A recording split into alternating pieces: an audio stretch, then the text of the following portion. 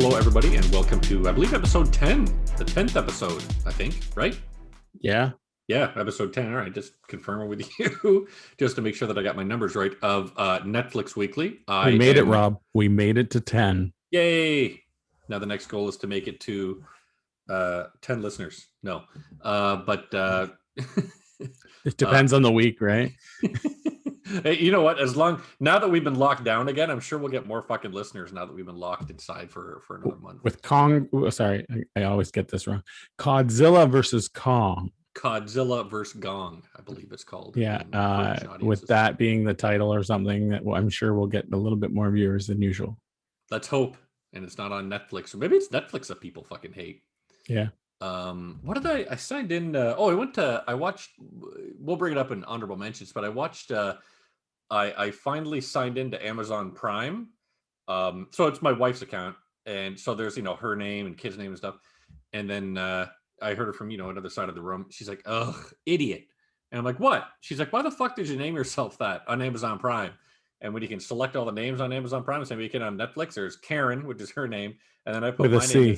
No, I called mine Nutsack, and so the boys are like, laughing. She's like, "You fucking idiot! Why would you put Nutsack?" I'm like, "What are you gonna do?" My Wi-Fi name is National Zombie Defense.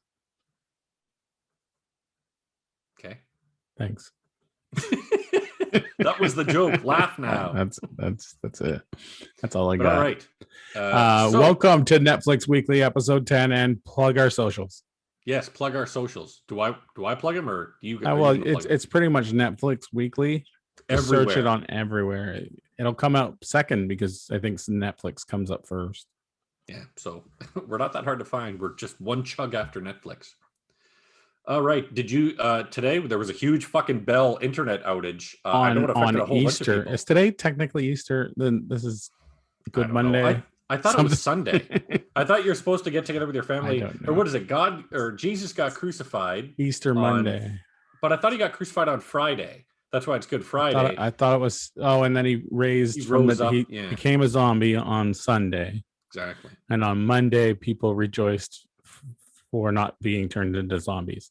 He came out and said, "Psych! Now everybody gets some fucking chocolate eggs." And they were like, "Yes, Jesus." And they all went out and bought chocolate eggs. I'm sure there's a correlation, but I that's one of the things I'll never figure out is why is it chocolate eggs from an Easter bunny on Easter? Like, why did they celebrate the resurrection of Christ with chocolate eggs? Why does Santa have reindeers that fly? Good point. I mean, at least there was a Saint Nicholas. It's magic. The story is there was a Saint Nicholas. It's magic, Rob. But I guess Jesus popped out and said, "Dude, everybody get some fucking chocolate eggs because we're gonna rip this shit up." And I feel like if there's any truth to the whole Jesus thing, which I don't, it would be like some guy was left for dead and got thrown into the tomb because he did something horrendously bad, and then like look at a woman's ankles. Somehow he escaped. And but it's also people were like, "Oh my gosh!" Jesus is like the name fucking Smith. Like apparently, like back in the days of old, Jesus or Jesus was a name like everybody fucking had it. So they threw one dude in a pit named Jesus. If another dude came out, they're like, "Shit, that's the same guy. He's got the same name." But regardless, that's a whole other fucking subject. Also, new mic. Oh, that's right. Your new mic. It's a testing episode. Spit guard. So. Yeah. So if I spit a lot, sometimes even vomit. So I just this catches it. You should do it during the microphone's podcast. Here, I'll show it. What was it already on the screen? Where's it going to be? Where should I point to? Here we go. This is how we use it, right? I am most likely. I don't know if it'll be next week or the week after. I'm going to be recording everything on a Mac. So at least for my stuff, will be on a Mac. So the Mac is a weird microphone. So Well, I'll still be using my blue snowball. Here, let's see if I can get mine. Oh no, minus. I've got it. I hate cords, so Rob loves all the cords snowballs. Constantly big black balls. I always have them right in front of me while I'm on podcasting. But so, did you suffer from that huge ass fucking internet outage? Yes, I thought I was going crazy. I asked my wife if she paid the bill. I reset the route modem like 3 times, and then the internet stopped working on my phone, and they're not connected. They're not the same company, and I'm like, what the hell is going on? I got looking at the modem, so I, go into the modem via Chrome browser, and it says the internet is up. It's doing a speed test. Everything's responding fine. I'm like, what the fuck is this? And so I on my phone, because my phone, we get the Wi-Fi, and my phone was dead, not dead, but so I was using data, and people are saying, yeah, it's coming back, saying the internet is up, but the internet is not there. And apparently, even when I was checking on Twitter, even fucking Bell didn't acknowledge that there was an outage. I'm like, everybody else acknowledged it except fucking Bell. Yeah, on Reddit, someone was saying they called and they did the trademark, turn it off and then turn it on again. Try that and then call us back. Yeah, but that which usually works. I'm just saying that we're gonna fix it. How many times have I used that at Dell? I used to work at Dell people, and not Dell people, Dell. Building Dell people. Yeah, I'm billing Dell people for sure. Should have been building them. Michael Dell specifically. Just clones of them. No, I don't want to be the person responsible for that mess. I will say right out, Dell was a mess when I was there. Like the hardware side of things, just a freaking mess. Like they would, they left people for dead when like certain hardware issues came up, and they knew that the problem was their hardware. Like I don't remember exactly what it was. I think it was like a game card or something, video card, and they knew it was on their end, but we weren't allowed to say, yeah, that's our fault. Took them a long time. That's not a good way to do business. Apple did the same thing on multiple occasions. So. Apple is more. I'm not a Mac guy by any stretch of the imagination. I just want to this Surface Book. I have a Surface Book right now. And not that anybody cares about this. Eventually, we'll fucking get to the point of our podcast. Do not buy the Surface Book. It is a fucking lemon. Did you get the RT, or did you get the one that's straight up Windows? Like it's not. No, the Surface Book 2. So the second one that came out about 2.5 years ago. The good one. It's a fucking lemon. And I've spoken to, I have a coworker of mine. Huh. Him and I both got them around the same time because our computers were up and we had to get new ones. Both of them are fucking lemons. They're just terrible devices. And I've done some research on them. And yeah, the majority of people are like, they're not very good. And I really want to try out this new M1 chip from Apple. Yeah, I heard good things. Lots of great things about it. And this thing is falling apart on me. So I'm it's like held together now by like fucking duct tape and popsicle sticks. So I think it's time to get a new machine. So I'm going to try out that M1 machine. But yeah, sorry, I was saying before, I'm not a fucking Apple fanboy by any stretch of the imagination. But at least Apple is forthright is the wrong word, but honest. Like when they fuck something up, like remember that whole antenna gate bullshit. I love the way that Jobs. I do not like Steve Jobs by any stretch of imagination. He was a horrible human being, but as a salesman, he was a genius. And he would sell like, yeah, it's a bit of a fuck up, but look, man, everything has fuck ups. And everyone was like, yeah, you know what? That's a good point. And do you remember when they said hold it differently? Yeah. Yep. I remember him taking it out of his pocket, and he's going, look, yeah, it's a bit of a problem. We'll give you a free case. That'll fix. Like he was almost telling the bumper people. Case. Yeah, he was almost telling people like, you're stupid for having this problem, and we'll give you this free bumper case to get you to shut up. Like. It was amazing how passive aggressive he was, and people thought that he was just a genius. That was a beautiful phone, though. The iPhone, still to this day, like my wife has an iPhone, and it's a wonderful phone. It's a wonderful phone, but I love the previous when they went to the X/XR. They made it more bulky and rounded, and I hate that. I have an XR, and I wish I had the same form factor of my wife's iPhone 8. I think it was, and I don't know.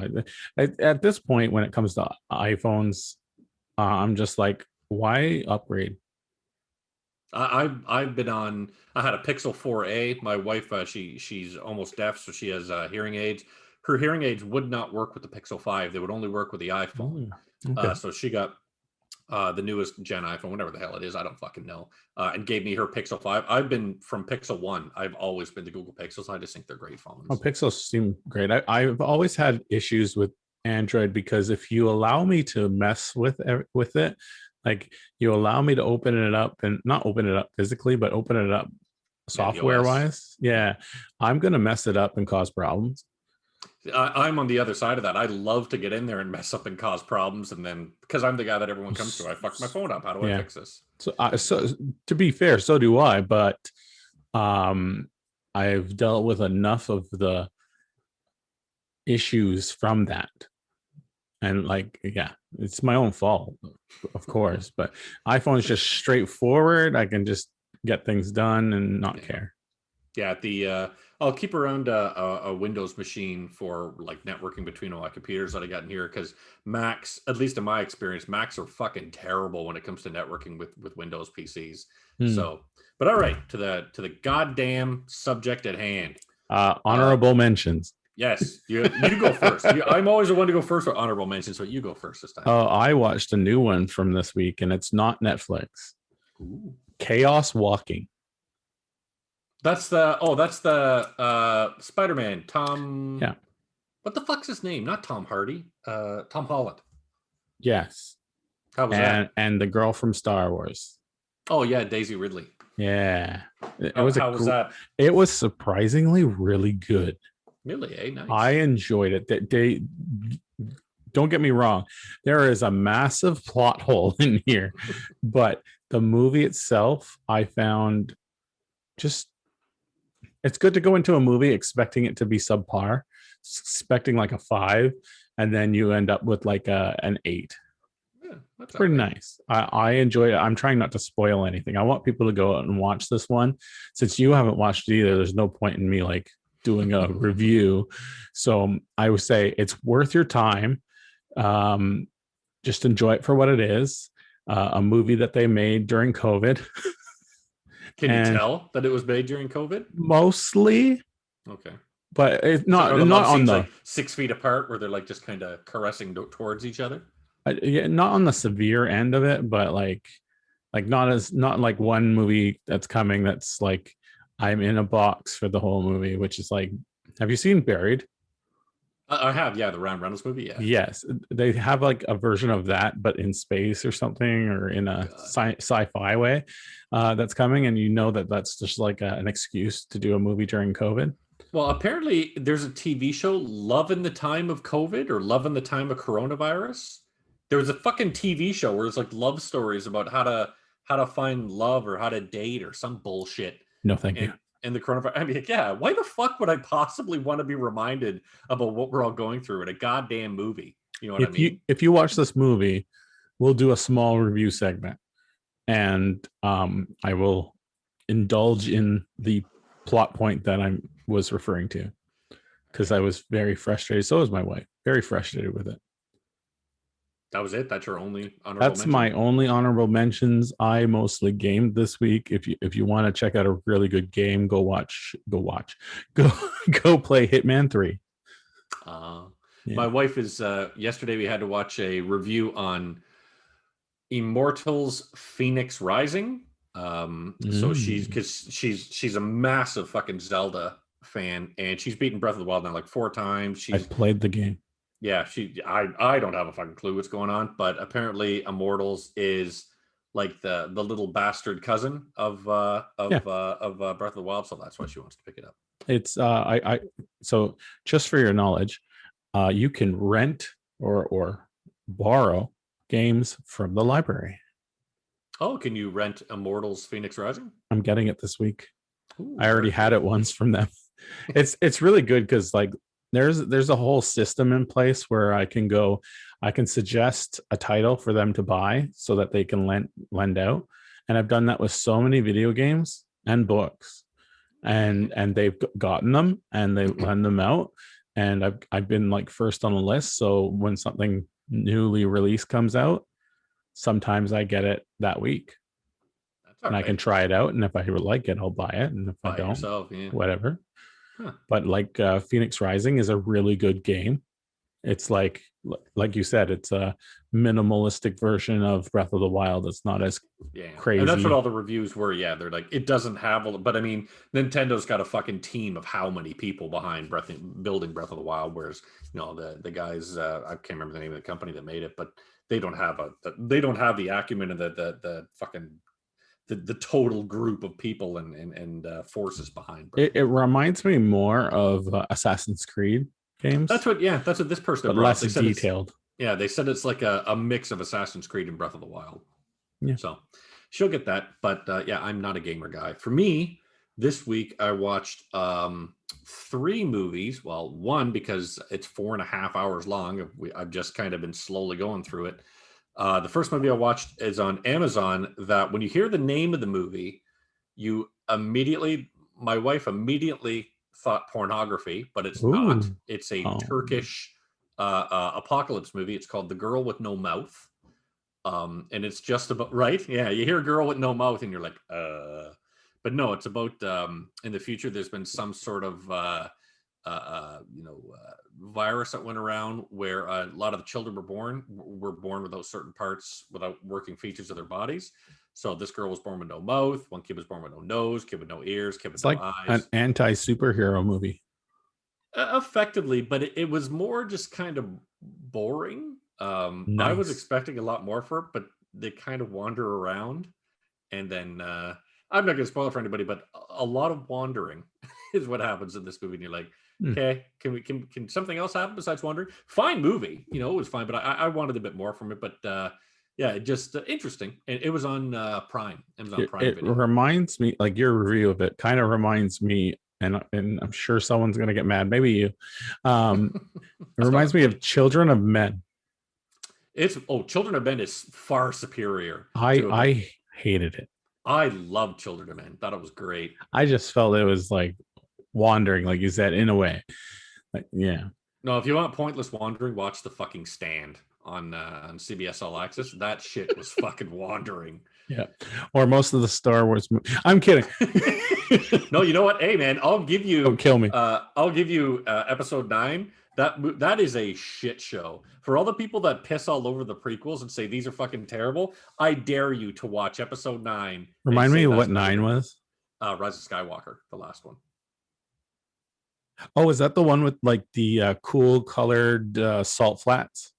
With the that's episode 8. That's the Last Jedi. Yeah, where they're going over the salt flats and they're turning to red. I love that. That was beautiful. That one was that movie wasn't a good Star Wars movie, but it was an interesting movie. I know what you're talking about with 10 now. Yeah, episode 9. Yeah, I'll tell you a little story before we move on. Right. I went to the Cineplex and I went on the rocker chairs for it after eating too much food. The D-box, right? I ate too much food beforehand and I was feeling nauseous already. So I'm on the rocker chairs and I'm just like, I went as like a kind of like a date night with my wife. She doesn't care for Star Wars. Because just what you want to do is throw up all over your wife on fucking date night. I felt like it. I really did. I wanted to enjoy it because rocker chairs are fun, except they're kind of uncomfortable too. But along with the nausea, it's just like, you're pretty much in a roller coaster the whole movie, and it's just like, especially for fucking Star Wars. That movie's a barrage. That last one is a barrage of noise. I was there for half an hour, and I was just like, I have to go, and my wife's like, I don't care. Yeah, I don't give a shit. Star Wars, fuck it. So the manager was nice and gave us free tickets, but my fault. I went and saw that, of course, on opening night, because I'm Rise of Skywalker, I didn't see opening night. I saw that it been out for like a week. I think I was actually in the United States. How did you wait? Opened. Oh, maybe that's why. Yeah, I was like, how did you go a week? But so I went and saw it, and I remember just from the fucking jump of that movie, I'm like, oh, so what's that? Oh, okay, well, that doesn't matter. That part's over. Oh, this next part of the plot, this will be real. Oh, but never mind, that's over. Oh, we're going. That movie has 600,000 different plot points in it, and each of them take about a second and a half to go by. It was bad. But the other honorable mention that I watched was Coming to America, the second. The second one. Yeah, not as good as it could have been, but I mean, no interest. It was fine, but it was you're not going to miss anything if you don't see it. You know what we want from Wesley Snipes, and we can't get it now. Right? You know what the IRS wants from him. But yeah, so I'm. But and the last thing I watched, I got hold of. Sorry, I don't mean to say I got hold of. I mean, I legally acquired a copy of the Hobbit, the Tolkien edit. Where, if you aren't sure what that is, a guy, I believe he's referred to as the Tolkien editor, I believe he calls himself. He took all 3 Hobbit movies and put them into one movie, one 4.5-hour movie. And oh my God, right from the jump, made it better. It is far superior. Like, I don't know if you remember the Hobbit. It starts with all that bullshit about Bilbo, like it's back, like Frodo's return back to the Shire after the end of Lord of the Rings, and him and Bilbo were having a conversation, and Frodo told all these things that had done before, and then it goes to 60 years later, and there's Martin Freeman as Bilbo sitting and blah blah blah. All that's gone. Movie starts off with 60 years later, right with Martin Freeman sitting there. So all of the Turiel shit, Evangeline Lilly, her elf character, all that's gone. All the love stories gone. So much that's pointless has been taken out of it. The only thing that I was upset got taken out, and it was funny, my son was the one who brought it up first. The songs, when they're putting all the plates away, if you remember in the start of that movie, there's a scene where they're washing Bilbo's dishes and putting them all back in his house in Bag End. They took that out. So he was like, because I wanted to fucking see that song again. But yeah, man, it moves so much better. It's more focused on the book and less on CG noise that they just wanted to put into it. So, and I'm only about fucking hour and a half into it, but so far it's moving a hell of a lot faster than those 3 did. For me, it's hard to rewatch movies, so I'm a one and done type of guy. No, I'm one of those huge movie nerds that looks for. Well, I'm sure you can already tell so far. I look for every single little fucking detail to be able to nitpick it. So that we can go 4 hours. Nitpick Weekly. Nitpick Netflix Weekly. Netpicks. Netpicks. Netpicks. We just show pics from the net. Weekly. Exactly. We just talk about different memes we find on the internet for 8 hours a day. Well, watch our other episode, our other podcast on Keyboard Cat. I've been thinking about that. We should take all our unrelated discussion and make it into a podcast. 2 podcasts by Phil and Rob. You thought this first one was pointless. Wait till you've tried the second one. Now you don't have to wait for the Netflix stuff. They'll just talk about random shit from the internet. Rob saw a bee outside from their his lives. window, talked about it for 4 hours. Just because. But all right. So today's more Netflix stuff? More Netflix. I don't have any more Netflix stuff. Exactly. All right. Today's main event. There's a word I'm looking for. I was like, fuck, what's the word I'm looking for? Feature review. Our feature review. It was Godzilla versus Gong. And man, okay. So Godzilla versus Kong. Wait. Give a review that's no spoilers for the people who just want to chime out, dime out, whatever the word is. Yeah. Mine will have no spoilers. And but the only thing I wanted to mention first was I'm not one of those art house dorks who likes, fucking Herzog, Gus Van Sant, and Lars von Trier. Sure, I've seen a bunch of the movies and they're fine, but I'm not an art house guy. I'm not one of those guys that goes to the screening room wearing a beret and telling everybody, oh, Thank know what, goodness. I love movies since the 40s. Yeah, I'm not that guy. I like a good story. I'm really nitpicky about what I like.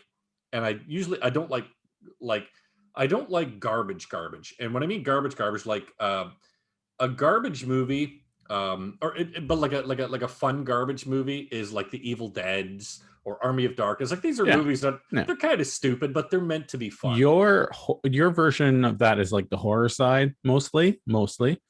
My version of that is like the sci-fi side. I like those not trashy, but like I'm okay with like, what is it, Skylines? Like, yeah, like the B, the B, and only shooting for a B, not trying to be an A, B or even C. Yeah, just being like a C grade. But then it's such a fine line, because then you find movies like Sharknado where they intentionally try to be bad. They don't care.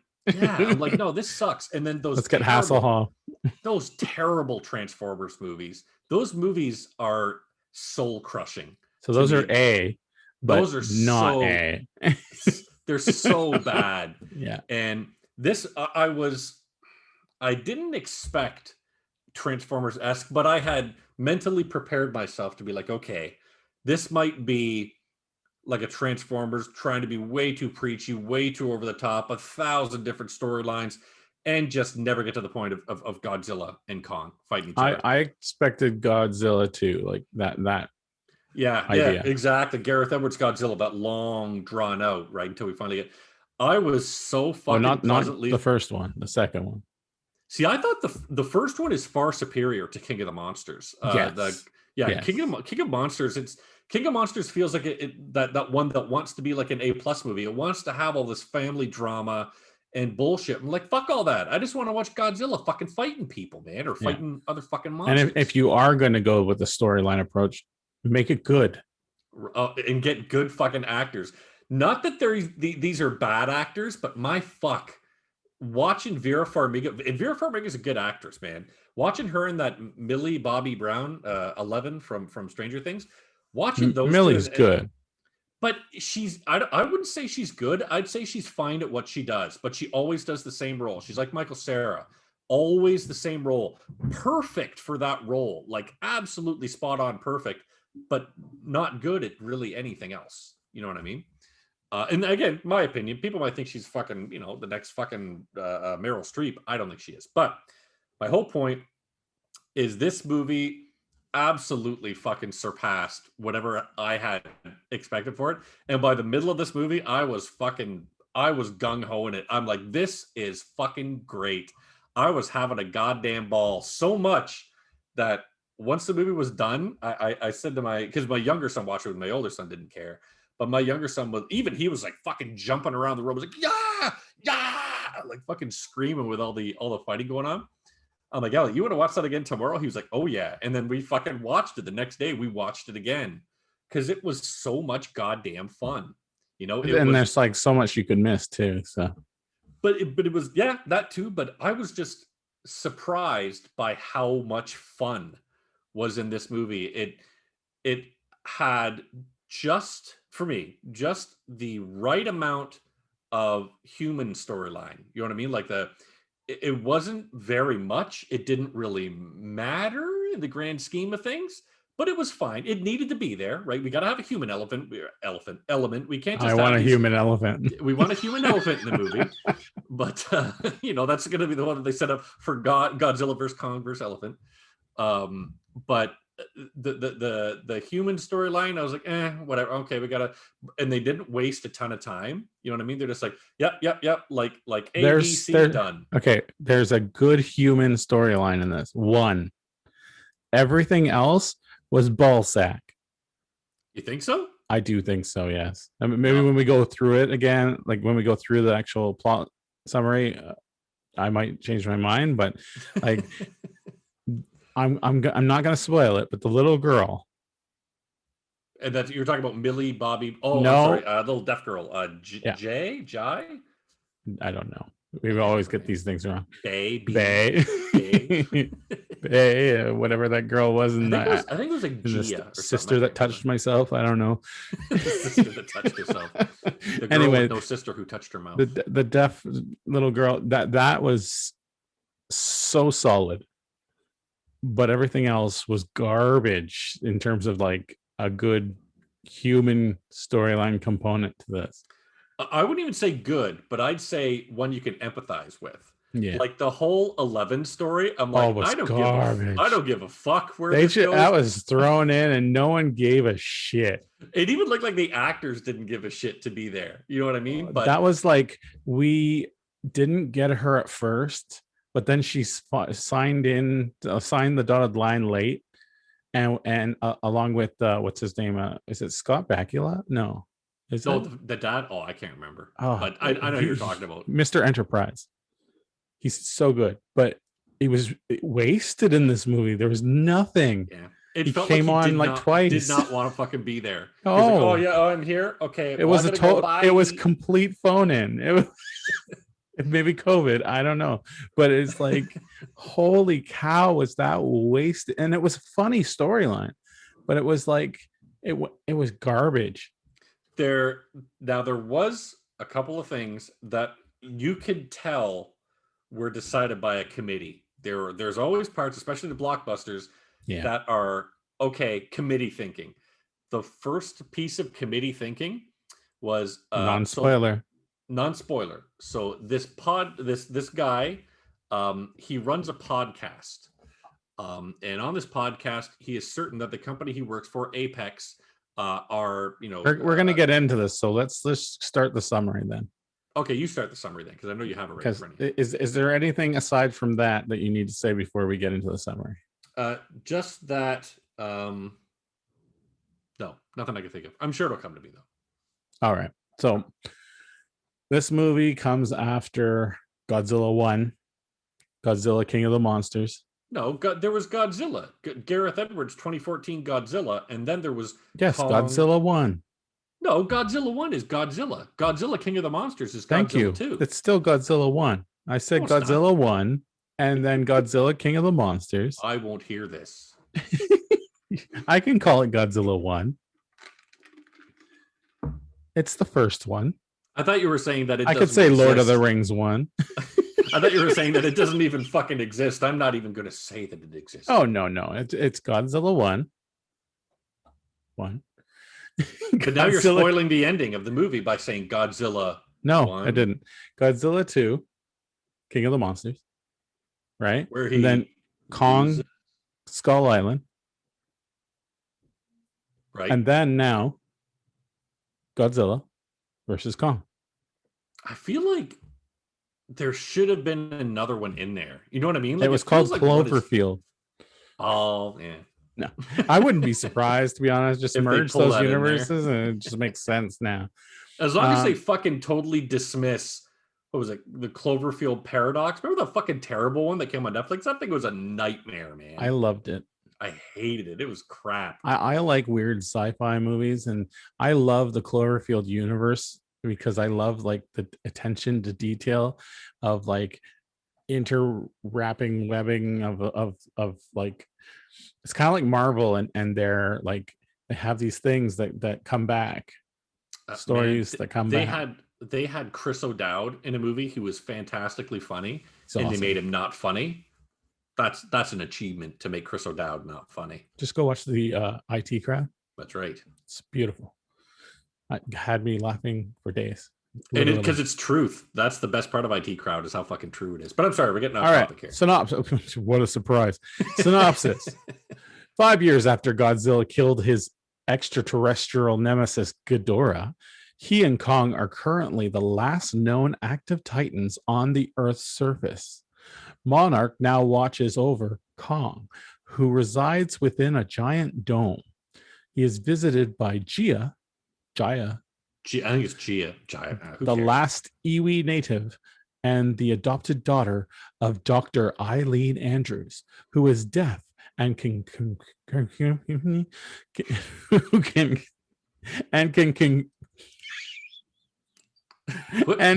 communicate with Kong via sign language. Maybe I need to start doing that. Yeah. Okay. That's what you want to listen to a podcast for. Just hearing our fingers flip around while we're speaking in sign language. Any comments about that? The dome was cool. The dome was cool, but pointless. I like the waterfall moment. I like Kong getting up and scratching his ass right when he wakes up in the start. I'm like, this is a show for dads. Just explain that we're keeping Kong. But it's stupid because, okay, so it's a zoo. But the ideology is that this is supposed to be tricking Kong that he's in Skull Island, right? But he's not tricked, yeah. But you had to have built that fucking thing. So did you just knock Kong out for like the 9 years it took you to build that dome that's over him? Like, he would have seen it getting built. And that's when I saw that. And when I saw that, I'm like, okay, that's dumb. Well, I would think that he would have been, I was going to say euthanized. That's not the right word. They kill him and then they resuscitate him. Maybe. The spirit of Godzilla. Whatever the stuff is. Tranquilized. Like tranquilized. Yeah. And then brought in after it's built.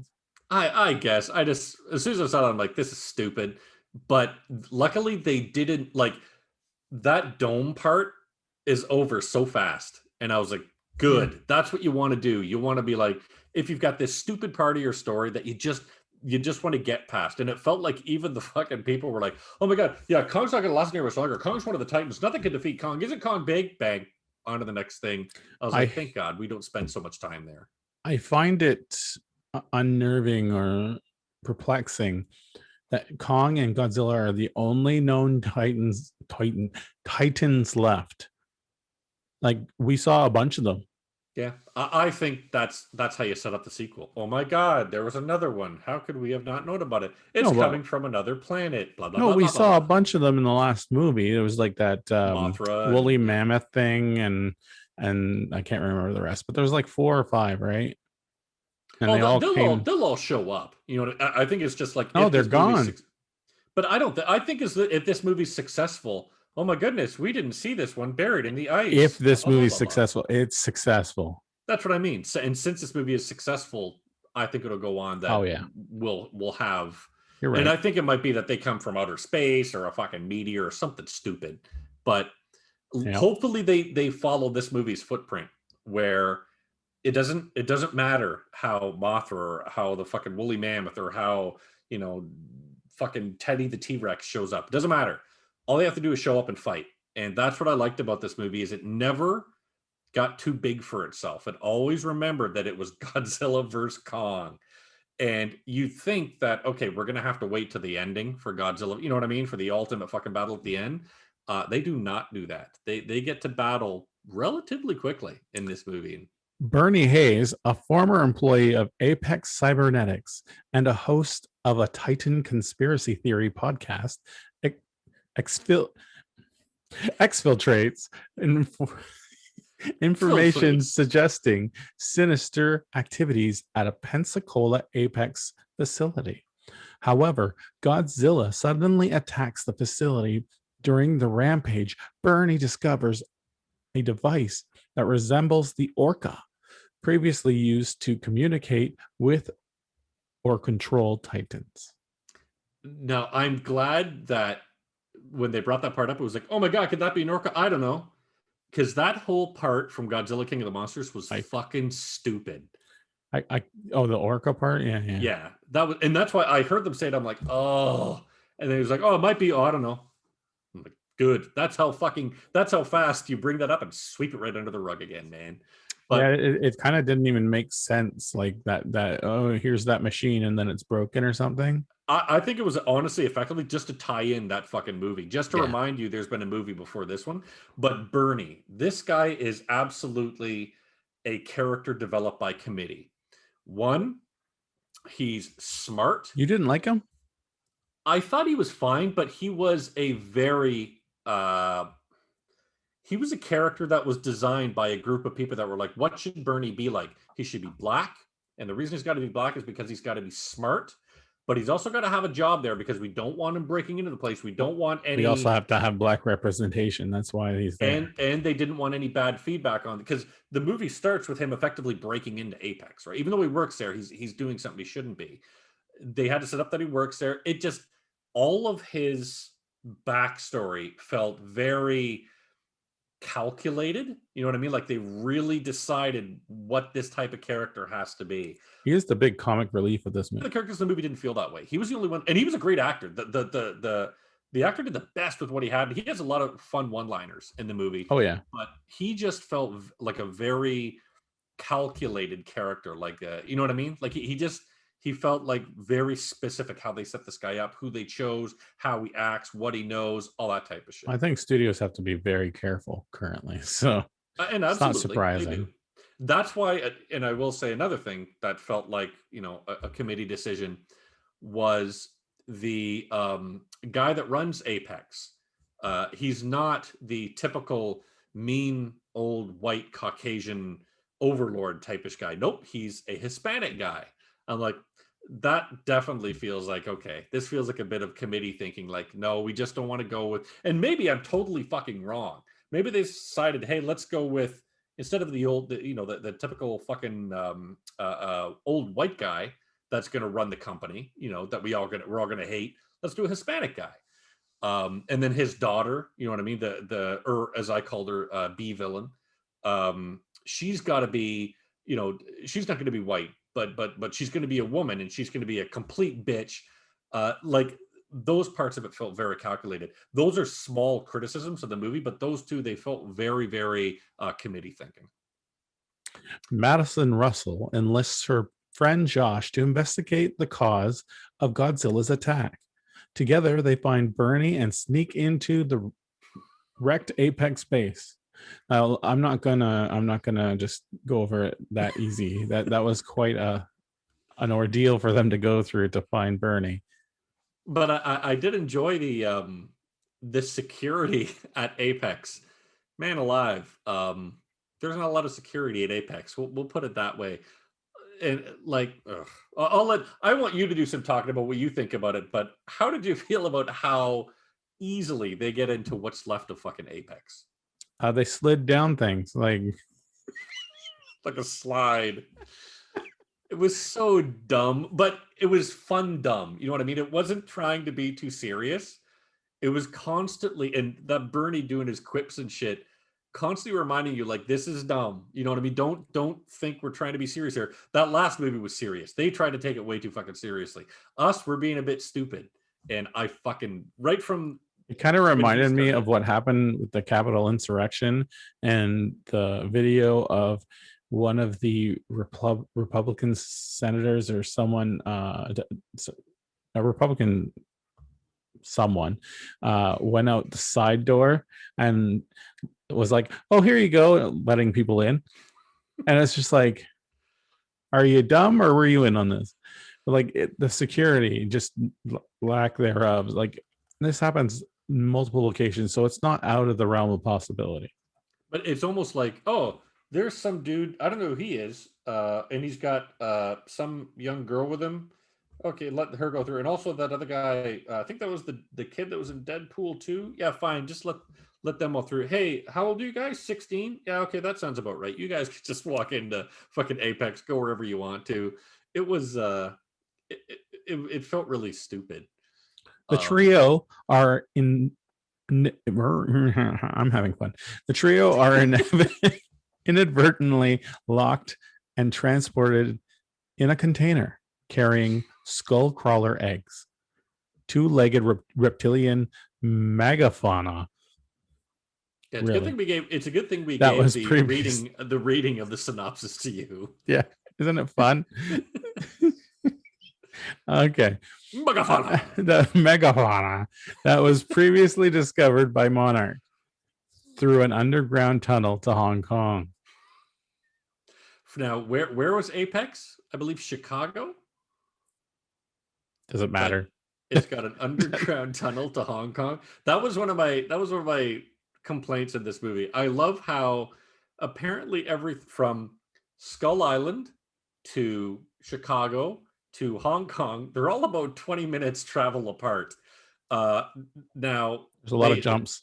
The subway cube that they're traveling in, it does say that it's going 600 miles per hour, which I thought was funny.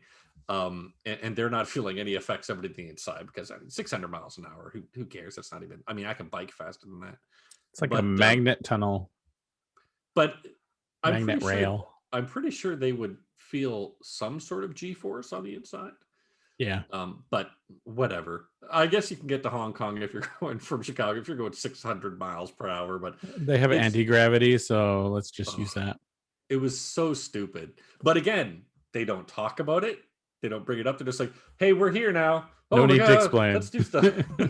Like, the audience doesn't care. They just want to see you get to the next thing. And that was the fucking best part of it. They didn't try to insult their audience by explaining it. They're just like, hey, shut up. We're here now. That's how it works. They unknowingly intrude on a test of Godzilla. Godzilla. A mechanical version of Godzilla. Telepathically controlled by Ren Serizawa, the son of the late Ishiro Serizawa. That wasn't really even brought up either. That was like just a quick thing. It's like, here, nerds. And yeah, I don't recall that being like, why would, and again, this is where I was like, you know what, it doesn't matter, who cares? Wouldn't Shiro be totally against the idea of Mechagodzilla? Again, we could do a prequel of this and we could decide this on our own. But yeah, I was like, that's kind of dumb. Who cares? You know what I mean? This That's is fine. this is like, we'll just throw stuff that like we want to connect the dots with, but we won't tell them how we connect the dots. We'll just maybe have history that we can go through for another movie. Also, in all honesty, I was so glad that I think the majority of the time, if somebody had gone up to the writer or the director and be like, hey, how do these dots connect? Who cares? It was literally probably the answer they gave them. I don't give a fuck. Let's just keep this movie rolling, which is fucking great because it does not weigh the movie down and it keeps on fucking chugging. And it gives the nerds like something to play with. And something to bitch about because nerds love to bitch. That's us. Okay, so they were using the neural networks of Ghidorah, thank you, derived from a severed head. If we had people listening to this podcast, they'd be bitching at you and putting the phonetic spelling of Ghidorah into fucking Reddit, being like, this is how you fucking say it. How do you not know? I have a grade 5 reading level, so this is fun for me. I really should have given you the link, but you know. Okay, so derived from the severed head that Apex had managed to retrieve of Ghidorah. But also, do you notice how he's inside Ghidorah's skull? Yeah, it's like, so cool. It was, but so if they didn't bother to explain how this even works. If they're going to use like the brain and shit of Ghidorah, don't you kind of need his brain and not just his skull? But again, who gives a shit? Let's just connect these weird pipes to the skull and it'll work, right? It does because it's a movie. It looked like a water cooled fucking computer with all the fucking blue and yellow tubes and shit going into Ghidorah's head. It was great. Looks like a little base for a kid. If you put a giant skull in his room. I'm trying to get a rock my kid to sleep in from now on. It looks like a really cool setup for a nerd to put in their room. You know how many people are going to be ripping that off now and putting it all over social media. Like, I made a Ghidorah fucking helmet. If I had the money, sure. Okay, the test is cut short due to limitations of the power supply. Walter Simmons, CEO of Apex, intends to harness. That is a typo. Intends to harness the power of an energy source in the hollow earth, an underground world that is below the earth and the secret home to the Titans, to overcome the limitations of Mechagodzilla. That is a run-on sentence. All right, now let's discuss Hollow Earth for a second. This shit was dumb as hell, and I thought it was fun. Yeah, I was having a ball watching it. It was stupid as fuck, and I was having a goddamn ball watching this whole part. My favorite part. So they go through Hollow Earth, and the fucking anti-gravity or the gravity switch could crush you. It's like fucking 500 square pounds. Who cares? So they get to We're not even there yet. We're not even there yet. No, they get to Hollow Earth when they're going through the thing, and then they're no, this is just stating that they need to get there. Oh, okay. I'm sorry. So they need to get there. That's right. Yeah. So basically what we should be talking about is with the energy that's in Hollow Earth. What is it? How does it work? How does the skull work? Nothing is explained. How do you think they fucking know? Who cares? It is explained that they can't get down there because they've tried and someone got crushed to death. Yep. Skarsgård Narskin's brother. Once you go down there, there is a gravity field that completely reverses. And if you're not strong enough or have a strong enough vehicle, then you're going to pretty much go. Yep. Okay. Walter recruits Nathan Lind, a former Monarch scientist turned theorist on the Hollow Earth, as a guide in search of a new power source within the Hollow Earth. Although Nathan is initially hesitant because his brother tried to explore Hollow Earth, but a strong anti-gravity field inside the tunnel killed him, he agrees after Walter reveals that Apex has developed Heaves. a specialized craft to withstand the pressure exerts by the gravity field, which killed Nathan's brother. Now, let's talk about this very heartbreaking, heart-wrenching scene where he talks about the death of his brother. In a normal like, movie, they would show like the scene. Yeah. In this, Apex goes, "Hey, I'm sorry about your brother. Yeah, he got crushed. I miss him. Yep. Well, so let's go. Yeah, okay." That was literally what happened. Your brother got crushed. Yeah, sad. Okay, so let's go. Wait, how do we go? We have heaves. Oh yeah, is that heaves. An STD? What? Oh great, you have heaves. Well, fuck. Why didn't you fucking say so, man? Heaves. I got the heaves. So. Oh look, my mom is calling. Let's hang up on her. Man, sorry, Mom. About heaves. Sorry, Mom. I got the heaves. Well, after watching Godzilla. So these heaves are anti-gravity vehicles that can withstand the crushing force of the field. Gravity. Sure. Of the force. Nathan goes to Skull Island and meets with Eileen, convincing her to let Kong guide them through the hollow earth. Nathan. Now hold on. Let's remember Skull Forest, Kong Skull Skull Forest. Kong I love Skull Forest. Let's talk about Gong. How long did it take them to get to Skull Island? They were on that boat for weeks, right? So Lind gets to Skull Island in, I want to say, probably about 30 minutes, and says to her, "Hey, you need to come back with me. You got to bring King Kong."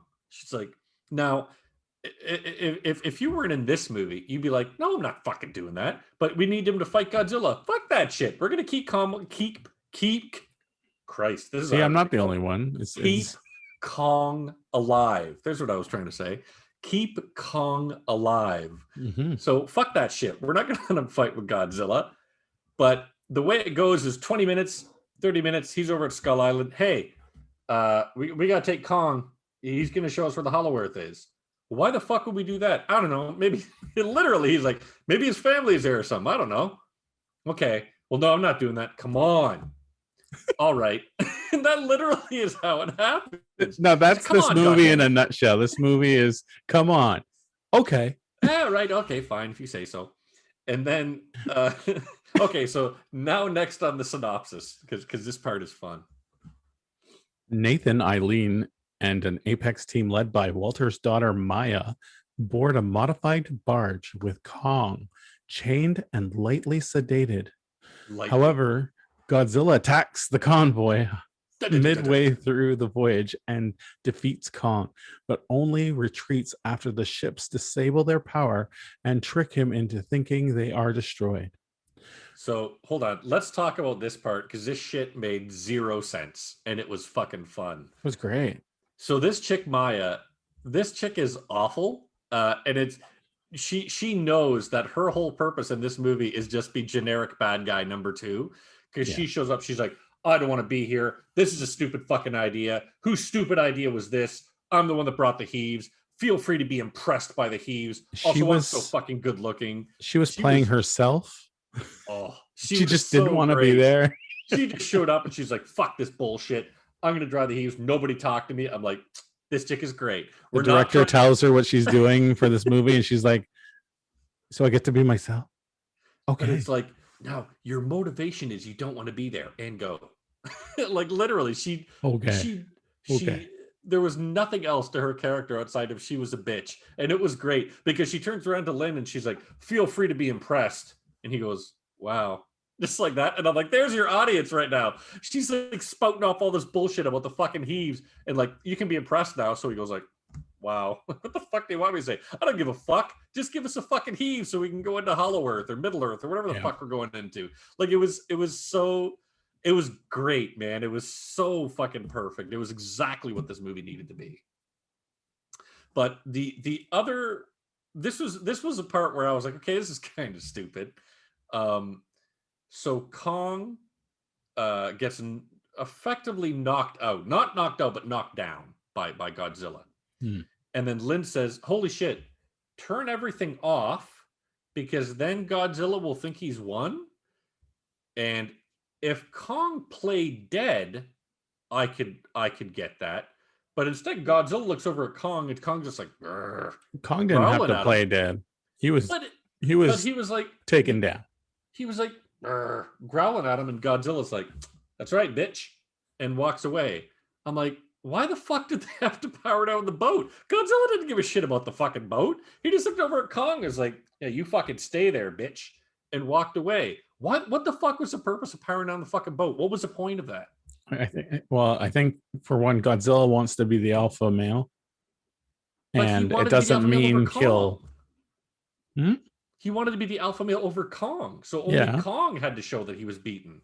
My point is, setting down the boat had no point. Luckily, it only lasted 4.5 fucking minutes. But the idea of shutting down the boat, to me, I was like, I don't get it. I thought he just wanted to defeat Kong. I think at that point they were trying to show that like the ships were in on it, and like it was Kong and the ships versus Godzilla, and Godzilla okay. knew. So you shut down the ships, they play dead. Okay, that's fair. But that whole scene was a fucking ball. It was fun. Watching Godzilla, Kong pump and just fucking crack Godzilla in the face. Oh, that was good, man. I was fucking hooting and hollering like an idiot while watching. It was great. It gave me like that suspense of like, because Kong for a good portion of the fight was in handcuffs. Yep, that's right. And then he was underwater and couldn't swim properly, especially with the handcuffs at first. Yep. So like it was very much a Godzilla like 3-1 type thing. Well, not to mention Kong doesn't live in the fucking water. Godzilla lives in the water. Yeah. But it never got to it never got like, oh my god, who's gonna win? Or oh, I hope he doesn't die. It never tried any of those, cheap tricks. It was just when I watch these two beat the shit out of each other. I would like to see a scientist explain why Kong can go flying up in the air at his weight and land on a ship and it not just go like explode into a million pieces or in half or Titanic. It takes his weight. They're like water shoes. It's like he's on a surfboard. Yeah, and I fucking loved. He picks up a plane and just chucks the fucking plane at Godzilla. That shit was great. And the guy inside is like, "Mayday, mayday! Fucking bail out!" Pops out.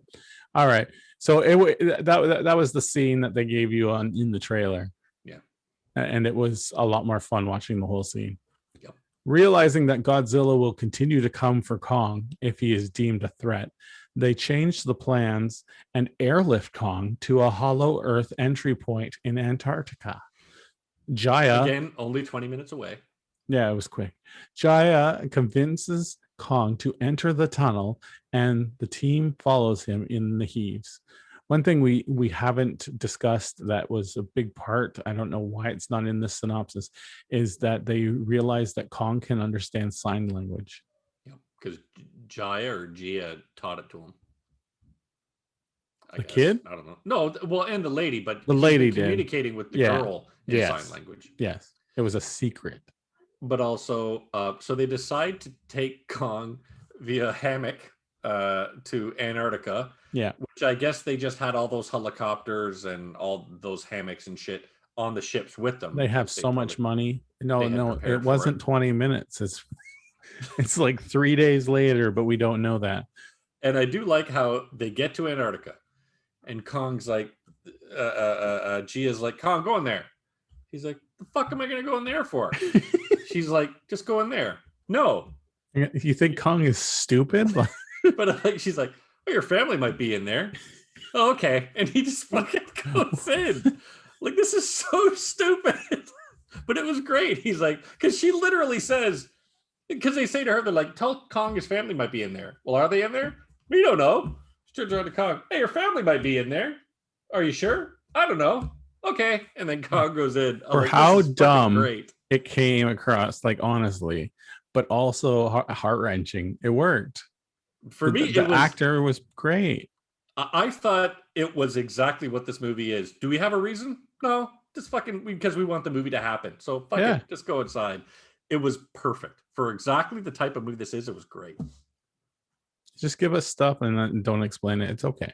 It's fun. It's exactly. For some movies, you can't do that. But for movies like this, it's fucking totally fine. It's like I don't give it like, and a great example is like Star Wars. I'm always going to go back to Star Wars, but in Star Wars, I don't give a shit. Like all these fucking Star Wars nerds love going into no. We have to know the details. Or even Star Trek nerds, we need to know the details of every single goddamn thing.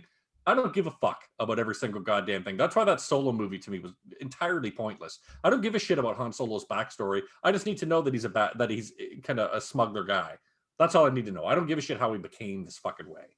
I think they could have done a lot more with Solo, but I liked it, but it was pointless. I enjoyed it. It was definitely but it was pointless. Unnecessary. Yeah, there's no reason to have it. So the Heaves follow him.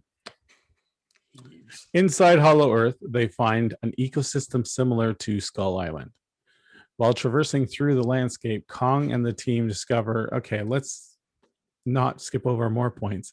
Okay, so they go through this anti-gravity thing, and this was fun to watch. Fuck yeah. This whole movie makes me want to go to the local landmark and watch it on IMAX, because imagine that, like, huge on the screen. It's beautiful. And it came out in 3D, by the way. Oh, really? Was it 3D? Yeah. So that would be interesting if you could get proper 3D with it, because oh my god, how many times have I seen crappily done 3D? And it never works. So they go through this gravity thing. Kong falls. He doesn't die, which is weird in itself. But you know what? There's a lot of shit that happens to Kong, and you're like, how is that fucker not dead? He's fucking hitting the side of buildings. He's going through fucking buildings. Who gives a shit? He's fine. If it was a person, you imagine falling off the Empire State Building and like sliding off the side of it and then being fine. But even in comparison to Kong, like Kong's 80 feet tall. Like, okay, that the Empire State Building is still like fucking 20 Kongs lined up. That's like me jumping off the top of my fucking house. You know what I mean? But it was further than that. It had to be further than that. But you know what I mean? Like when you put it into comparison, how is Kong not fucking dead?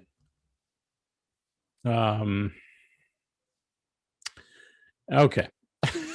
Sorry, I lost my spot. Okay.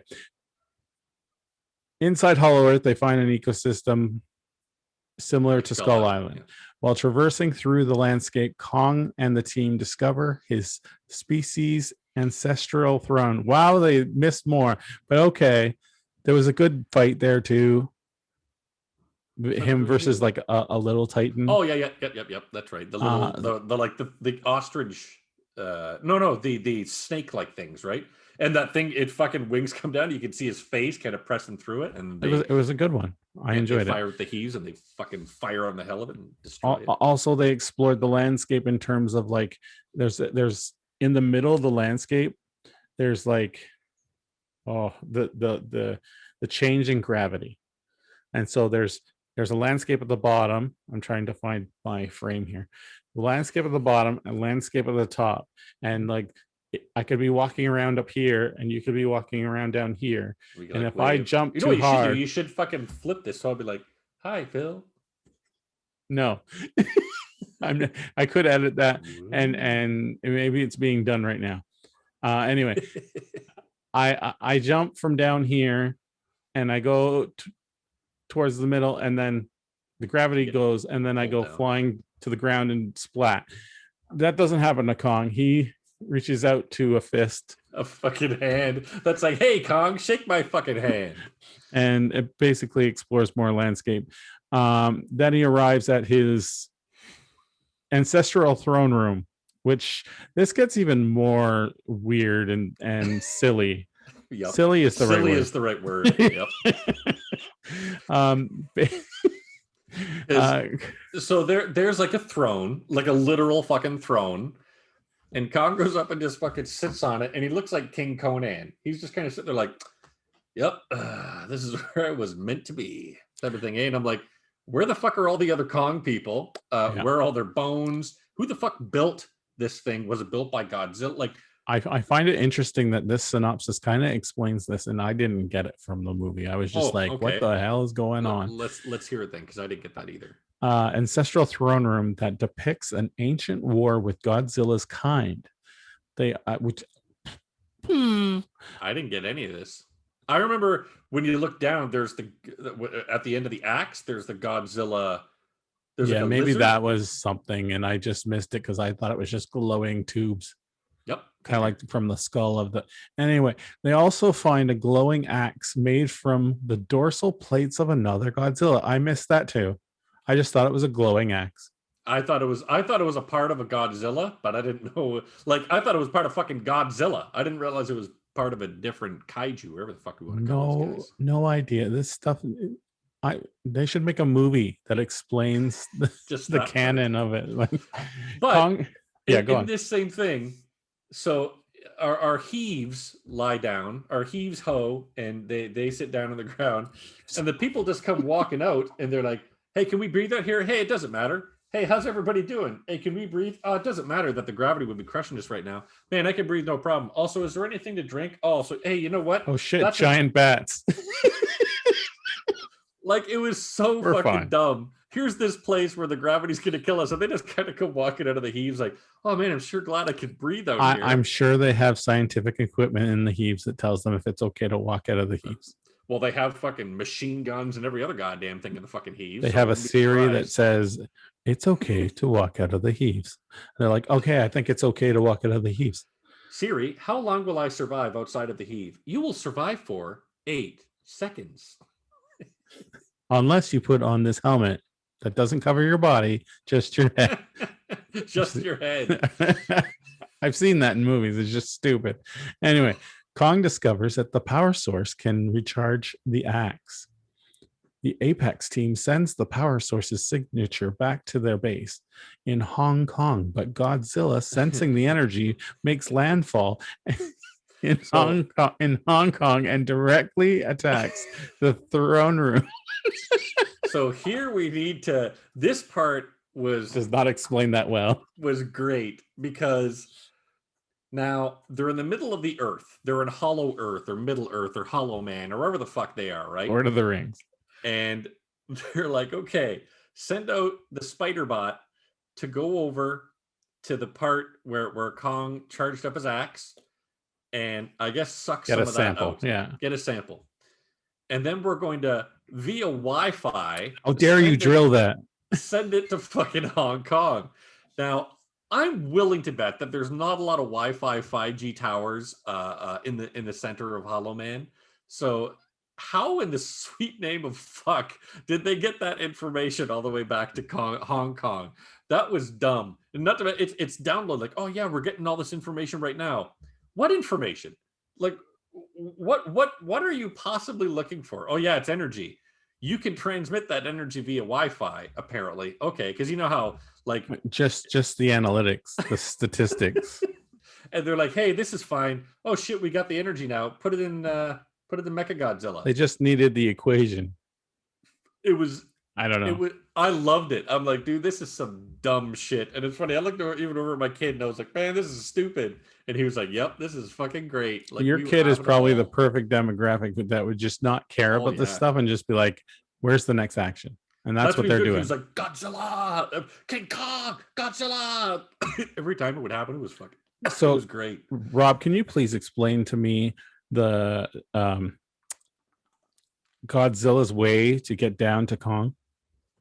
So Godzilla hears something a brewing, and just like fucking The Rock in wrestling, he's like, what? And he's like, oh shit, I'm certain these guys are down in Hollow Earth. I know what I'll do. I'm in Hong Kong already, so I know they're literally right below me. What I'll do is I'll just go and I'll just shoot some Godzilla blue lightning right through the Earth into Middle Earth. So he basically just destroys a section of Hong Kong to fire breath right down to the middle of Hollow Earth. A straight line. Yep. Now, there's no anti-gravity problem here. There's no problems with anything here. Now that Godzilla's made a fucking hole to the center of the goddamn Earth, they can just look up and they're like, hey, Godzilla, fucking what's up? And they literally have a scene where Godzilla looking down the hole and King Kong's looking up at him. He's like, fuck you. And he's like, fuck you. And then Godzilla or King Kong starts fucking I'll show you. And I'm like, what about the anti-gravity? What's going to happen? And they're like, holy shit, We got to get going. Oh shit, there's bats, and bats are eating the other people. Oh shit, fuck this. Let's get out of here. And they start fucking driving up. It's Kong so fucking stupid. Kong discovers that the power source can recharge the axe. The Apex team sends the power source's signature back to their base in Hong Kong. But Godzilla, sensing the energy, makes landfall. Oh, we already talked about it. Sorry. Yep. Kong and It the was good to have to go over survivors. again. We had to. Kong and the survivors, Eileen, Jaya, and Nathan, escape through the hole to Hong Kong, where Godzilla and Kong fight again. The battle ends with Kong being overpowered and severely injured by Godzilla. By specifically dislocating his shoulder. Notice how the synopsis does not go back to 11. Yep.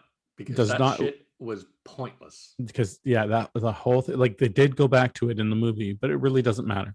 Nope. That's what I mean. It has no bearing on anything. You know what I mean? That happens in the outside of the fucking pouring. But I'm sure it gets to that later. As we're about to go into it, actually. Yep. I say that and then it comes up. In the Apex base, Ren warns Walter that they have not tested the new Hollow Earth energy source, fearing the consequences. However, Walter ignores his pleas and orders him to activate Mechagodzilla. Bernie, Madison, and Josh are caught by security and brought to Walter. Mechagodzilla goes haywire under the influence of the energy source and Ghidorah's neural networks, electrocuting Ren to the death. There goes that guy. Mechagodzilla. Him, just electrocute him. So basically, Mechagodzilla is now being controlled by whatever's left of Ghidorah and the power source. And this part was the fucking bee's knees because what the fuck's the guy that runs Apex? What's his name again? Dr. Apex. Ren? So Walter? I don't remember, whatever. Dr. Apex. He's saying, oh, I'm going to it's the whole fucking bad guy monologue. Be Walter, I think. Gotta be Walter. So he's like, all right, I'm going to be the apex predator because man is the one that runs planet Earth and blah blah blah. And the whole time he's doing this, there's a huge fucking window behind him. And Mechagodzilla literally looks over at him like that, and he's like, who the fuck is that guy? And he comes come walking over, and then the guy turns around and looks at Mechagodzilla and goes, ah shit. And then Mechagodzilla just fucking slaps him and kills him. That Mechagodzilla looking over at him being like, I don't like that guy. Then he walks over and everybody else is backing up. You're telling me you're not going to hear this 600,000 ton fucking thing going walking over and then fucking swiping the window? That shit was stupid, but it was great. What was the movie? Was it Deep Blue Sea, Samuel L. Jackson? Yeah, that moment, that was the exact same thing. Yeah, good point. Except for in this one, like that one, the shark kind of dove up. It was with this one, surprise. Yeah, this one you see Mechagodzilla literally look over at him, being like, "Fuck this guy," and then starts walking over. It was so dumb. Mechagodzilla completely awakens and kills Walter, emerging from the base of Victoria Peak to attack the city. Godzilla and Mechagodzilla battle with Godzilla. Wait. Oh, sorry. With Godzilla quickly becoming overwhelmed due to exhaustion from his previous battle with Kong. Kong is revived and is convinced by Jaya that Godzilla is not an enemy. Godzilla blasts Kong's axe with his atomic breath, supercharging it and allowing Kong to decapitate and destroy Mechagodzilla. This was a Power Rangers moment. So let's back up a second to how do they revive Kong? Do you remember? No. So Maya had told Dr. Lind, like, yeah, these heaves, they can power they can power Las Vegas for a week. And Kong's heart is slowing down because Jaya can feel dying. It. So he says, I know what I'll do. I'll park the heave on his chest. I'll take a huge heave on his chest. Yeah. And it's usually something that you pay for, right? Right, the Cleveland heaver. And he's like he just starts the engine. How the fuck? Like, that's like parking a car on somebody and saying, if I start the car, the battery will shock them to life, I guess. I don't fucking know. It's the anti-gravity generators, Oh, Rob. okay. Come on now. So he heaves awake and he's like, oh shit. Now Kong is like, just pops up. He's like, where the fuck am I? What the fuck is going on? And the little girl looks at him and says, hey, Godzilla's not your enemy. What? Fuck that shit. And he literally is like, fuck off. Yeah, right. And then she says it again. And she's like, no, it's true. That's the enemy. Oh, okay. And then the whole movie. My favorite is he gets up and he's been fucking destroying buildings left and right. His shoulder is dislocated, so he just goes over to a building and goes kank. He gets in and knocks his shoulder in place. Why the fuck did the building fall over? Every other goddamn building he smashed into is falling over. So this is the problem I have with this. Another one. Sorry. It's like there are many moments where the buildings are ran into or hit or whatever, and they don't fall down. Yep. I'm like, no, these things would fucking crumple. They would domino. Especially when every other one fucking crumbles, except this one he breaks his fucking shoulder against. And just so everyone knows, for your benefit, do not do this on your own. Please go to a specialized healthcare unit so that they can help you with this, or you will do damage to your shoulder. Unless you are an 80-foot monkey that's currently fighting a robot Godzilla. Yeah, because there's no more Kongs left to be a medical. Anyway, monkey. Go on. A medical monkey. But so now, dude, this fucking fight, this was fantastic because he's like fucking Kobe and all over the place. He's jumping up on the fucking on the building and he's like kicking off the building and slashing on fucking Mechagodzilla. That building stays up. Right? But he cuts off his fucking arms. He cuts off his legs. He cuts off his head. He rips it apart. I was having a goddamn ball. It was good. Fantastic. It was wrestling. Yep. Yeah, that's why I figured you would have fucking dug on it. It was 100% fucking wrestling. But so yeah, they totally destroy Mechagodzilla. They just fucking waste him. And then now this part, it feels like there was a lot cut out of it because Kong looks over at Godzilla. He's like, all right. Godzilla looks over at him and he's like, yeah, I guess. He's like, are we gonna fucking fight now? And then it shows Kong kind of like growling. And then it cuts back to Godzilla, and he's already like fucking 500 feet away going down to the water. He's like, yeah, I won. What the fuck? Should we have seen Godzilla turn around and fucking go away? Instead, he's like, did he lightning speed over to the goddamn water and he's gone away? He did that turnaround while he was walking, Rob, obviously. So then they're like, oh man, Kong and Godzilla sure did save the day. So Hong Kong is totally destroyed. Also, we have a literal hole that goes down to the center of the world. What are we going to do about this? That's going to be cordoned off, and maybe they'll use it for trade. China's going to love that. They should use. Do that motion some more, Rob. Just put a big Godzilla dick in my hands. That way I can be jacking it off. Oh no, big Kong dong. Kong dong. Is that like a? Is that a dildo for dogs? You know what it is? It's some of the adult toy tie-ins to Godzilla vs. Kong. Oh, the God. Kong dong and the Godzilla. I'm gonna finish this. Just even though you said most of it. Madison, Bernie, and Josh reunite with Madison's father, Mark, who is in this movie for the second time. Just saying, while Godzilla and Kong acknowledge each other before going their separate ways.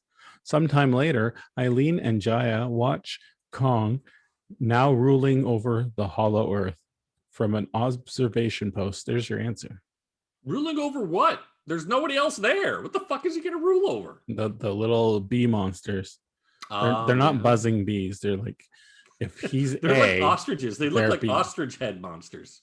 There was all kinds. You haven't even seen the end of it. Maybe the next movie will be in there, or maybe they'll do a Kong movie in there and then do Godzilla separate. Who knows? Godzilla comes to rescue him. But I was kind of bummed that there was no stinger. That was kind of a bummer. I was hoping for a stinger at the end of the I was sure there was going to be one. Yeah. But yeah, fucking absolute for me. I'd give it a solid like 8.5 out of 10. I had a ball. I'll give it an 8. Fucking movie. Yeah, I loved it. It's just fun to watch. Don't expect a good story because you're not going to get it. You get a good enough story with the kid, but aside from that, just go for the action. It's an action movie through and through. It's a kaiju battle movie. Yeah, and you get exactly what it said it was going to deliver. Godzilla versus fucking Kong. You get to see those two just beat the living piss out of each other. And for me, it was just like, this is one of the more recently released movies that I've seen in a while that was just a ton of fucking fun. You know what I mean? I just had a fucking ball watching. This is a movie that you'll want to see over and over again. Like I want to see it over again. I kind of want to go to Landmark and watch it, and just it'd be fun to watch it like in a huge IMAX theater. Yeah. Mm-hmm. Except that it's $15 plus popcorn and chocolate and pizza and nachos. Who else eats that much food like me? Oh, never mind. I used to love going to a couple times I've gone to see the Star Wars movies. I've gone to the VIP. That VIP shit is pretty fucking nice because they like bring you beer and they bring you like real nice food. So, I will tell you that I will never, unless I have to, I will never go to Cineplex again. I don't think I'll ever go to a theater again. I would go to Landmark. They have really good customer service. They have refillable drinks. They have a Coca-Cola freestyle machine. So they like have and shit? Better popcorn. Does it better nachos? Coca-Cola? Pardon? Does it rap about Coca-Cola and freestyle raps? They have DJs when you walk in. No, for me, I'd never go to a theater again because I just I'm fairly certain that theaters are going to be dead in the next 5 years. I wouldn't go that far. No, I'd put money on it that they are not going to survive the pandemic. I think we'll see an adapted version, but I don't think it'll be that much adapted. I think it'll be pretty much what we've seen before. Just I think we're already seeing them adapt. I guess the people have to decide because we're seeing day and date movie drops like Black Widow. Yep. So we'll have to see what happens. But like, I really think they're still going to be around. There's something to the theater experience. Yeah. Like as long as it's something like, okay, the first week where you're going or even the first night and you're going with like-minded people that really want to watch this movie and you're kind of celebrating the movie while you're watching it, and people are like quiet at first, but as you go through the movie they start to like erupt and at certain moments, and then by the end they're like cheering, right? This is the type of movie, in my opinion, this is the type of movie for that. In my opinion, the problem is the movies costing as much as they do, the concessions costing as much as they do. Oh yeah. That's what ruins it. And I think that's what theaters are going to have to improve on. But the whole theater dynamic and the way that those guys get paid, they don't have the room to do that. So they're going to have to come up with inventive ways. But I can honestly say, for me personally, I love, like you just described, I love that part of the theater experience, but I absolutely will trade that to, one, save the money, and two, be able to watch new releases in great quality in my own home. Yeah, we both have really good TVs, right? So like you've got a movie room, like. But that's what it comes down to. Like, if you don't, if you're not like if you're one of those movie guys, like, Christopher Nolan, who's like, you need to see it on the big screen type of thing. Or if you're someone that, hey, what if you only have like your laptop to watch this shit on? The movie theater is going to be a way better experience. But for me, when you've got, you've dedicated the money and the work to build your own little home theater area, I think theaters can't do that. Well, you like, you don't get scratches on the screen. You don't get idiots that are ignorant to other people in the theater. You don't get bad customer experience with certain associates. You don't blurry. How many times I've gone? This is why I don't go to Cineplex. How many times have I gone to that Cineplex movie theater and there's been scratches on the screen, blurry cameras because they haven't set it properly. Tenet. My whole issue with Tenet, blurry, the sound was messed up. It's just like, go F yourself, Cineplex. I went and saw Hateful Eight at a Cineplex, and because it's 70 mil, it was off by a little bit, so you could see a little tiny bit of the what do you call it, of the movie at the very very top line. Oh, Like it was just, and it was so fucking distracting. So I went and saw it again at the TIFF Lightbox, and those guys are like dedicated to movies looking good, so it looked beautiful. But yeah, and it's that's what I don't want to have to pay money to see it fucked up. I want to be able to watch it in my room where I can control my entire experience. you know what's the worst experience is when your wife doesn't care about the problem that you're seeing, and you're just sitting there the whole movie going,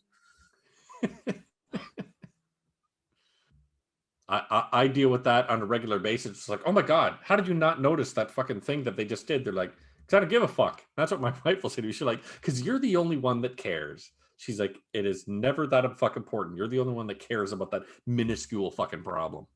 now my most hated problem at home for watching movies is the audio differences. And you get like the really high highs and the really low lows. Right? Oh my God, that annoys me so much. And they did this in Chaos Walking. Okay. And I was so mad. It was just volume the whole time, up and down. It's just, oh. The worst is when there's so much. I've found this with what the fuck was I watching? Isn't it all Nolan movies are guilty of this? Because they have that constant ambient noise over while people are talking. Yeah. It's like, Jesus Christ, just get rid of the ambient fucking noise so I can hear what they're saying. What's so wrong? Why are we doing this massive noise and then bringing it down for talking? It's just mix it properly. Yeah, Nolan is the worst for that, man. The ambience he always has in the background drives me bonkers. So, Godzilla tomato meter. All right, I'm going to say the critic score. I'm going to say the critics hated it, so I'm going to say the critics gave it a 7 out of 10. Out of 10 or 100. Oh yeah, that's right. It's out of 100. Depends on the critic. 70 out of 100. You're close. 76. Wow. Yeah, I knew they wouldn't like it too much. The audience score? I think the audience score is higher. I'm going to say the audience agree with me at around like an 85. 93. Yeah. As of earlier this morning. And I've said countless fucking times, and I know you saw this when I put it one time on Instagram, if you find a movie with a Rotten Tomato score of the critics love it, the critics it's like a 90, and the audience score is a 20, it is art house garbage. It is complete shit. And if you find a movie that's got low critics, my friend is a whore in Italy. Yeah, that's exactly what you'll get. But if you get a movie that's like fucking 20 by the critics and 85 by the audience, it's not going to be a good movie, but it's going to be a fucking fun movie. So that's where you get like Hollywood Chainsaw Hookers and fucking Pieces and Evil Dead 2. That's what those type of fucking movies are. So I'm unsurprised by the scores, but very glad to hear that people fucking liked it. And I read something this morning that it's the biggest pandemic box office that they've had since the pandemic. So it's great to know that this movie is going to make top movie of the pandemic, which is nice to hear. Yeah, and you saw it twice. I did. Which is huge, right? Yeah, and lovingly, because I'll watch a lot of movies. Not the movies that we usually talk about. Usually I'll watch those once and it's a fucking slog to get through. But this, I was like, I am balls. Marriage or Mortgage. Oh, God. Or The Irregulars. Take a look at this building that is completely empty. Should we put your wedding here? What is wrong with you? Should we? Or do you want to buy this house? Or do you want to say, I do to your wife? Everybody claps.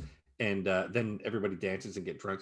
Both of them are going to cost you $50,000. Like, thanks. I'll go with the house. Unfortunately for Rob, next week on the show, we are going to be reviewing Thunder Force.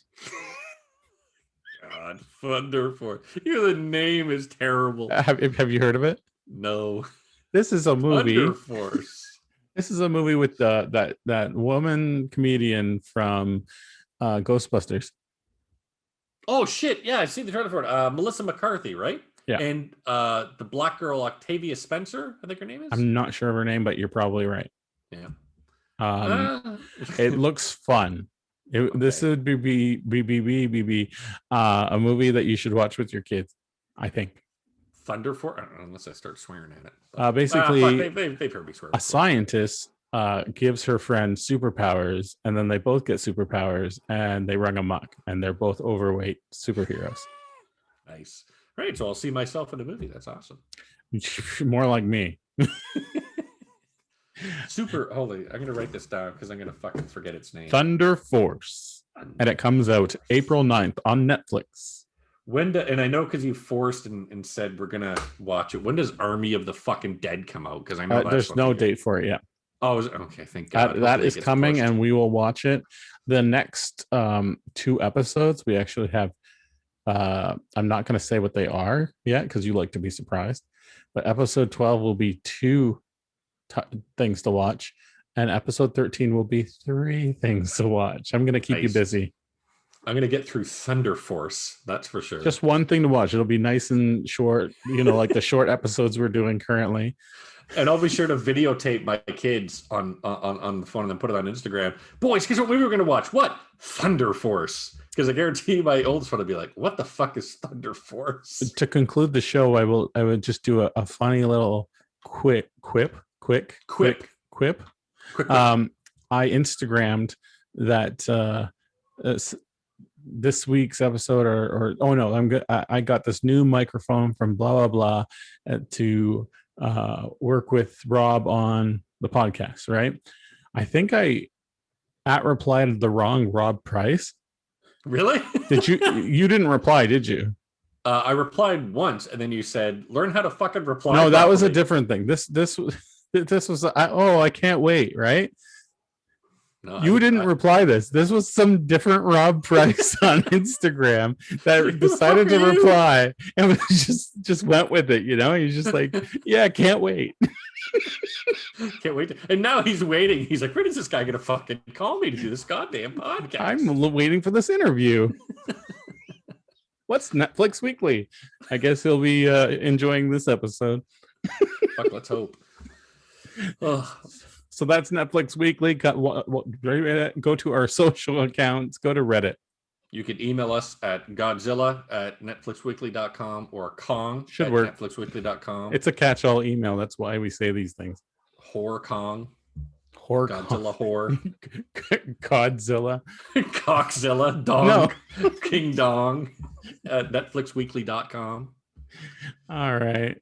Until next week, everybody. Bye. I'm Phil. I'm Rob.